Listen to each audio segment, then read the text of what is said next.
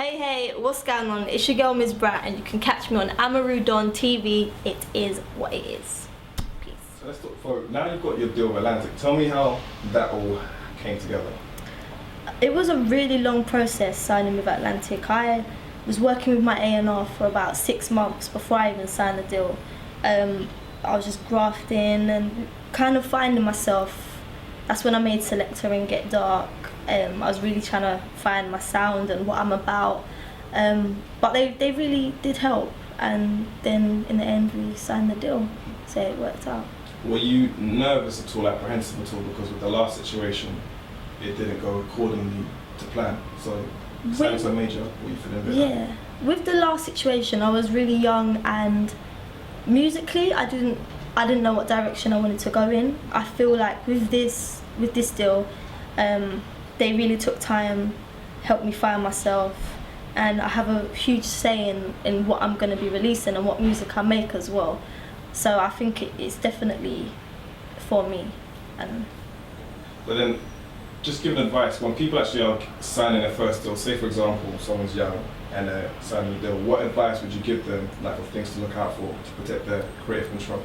I think it's all about the team around you. I feel like your team have to really know what you want, what you're about, what messages you want to get across, what type of artist you are, what direction you want to go in. As long as your team have that clear, I think things can't really go wrong. When there's confusion, that's when it kind of like gets taken out of your hands and yeah, it goes bad. Now you're doing a few modelling deals. You got something with the Simmons and the Simmons sisters. And tell me about those ones. I signed a deal a few months ago with Reverend Run's daughters, the Simmons sisters. They've got their own trainers called Pastries, and they're going to be launching them over here. So I signed a deal with them, and they'll be going in Foot Locker all over Europe. So Italy, over here, everywhere, and. Yeah, it's going really well. They're really lovely. They flew me out a few months back and we did a photo shoot for them, and they just sent me loads of trainers. Like for my video I just shot, they sent me like, I don't know, 100 pairs for the dancers and stuff. So I was like, wow, thank you. And yeah, they don't just, it's not just about the modelling as well. Like they do get involved with other things. Like they helped pay for my video and they help endorse other things for me as well. So they are really supportive. And you're also nominated for like the UMA Awards. Yeah. But do you feel like you're a newcomer because your name's been ringing about for a moment? Yeah, it's really weird. Me personally, I don't feel like a newcomer, but I suppose in the underground, I'm not a newcomer. In the overground, hardly anyone kind of knows me on that Cher Lloyd level type thing. So, yeah. I can't complain though. It's a good look. It's nice to be recognised as well. And how would you best describe your sound? Like, because you're obviously evolving, so where would you say you are now, musically? Musically, it's so weird. I'm like a painting. I have so many different colours to me.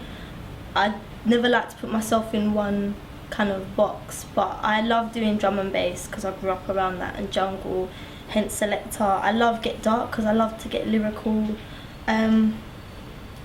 At the moment as well, I'm really experimenting with singing and acoustic stuff as well. So I'm just kind of, I guess my music is experimental because I go down so many different avenues. Yeah.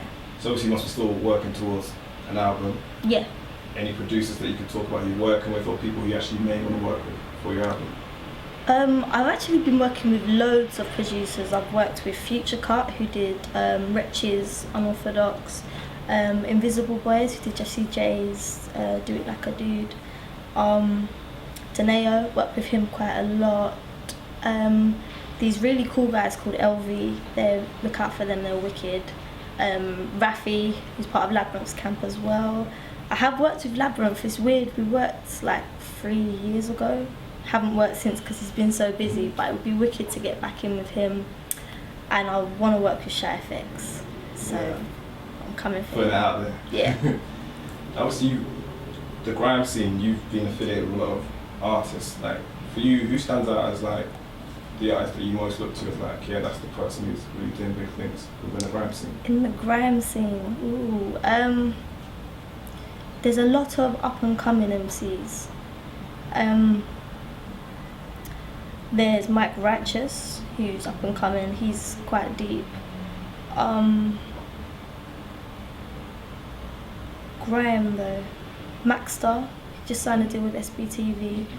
I'm looking forward to hearing a lot of his music.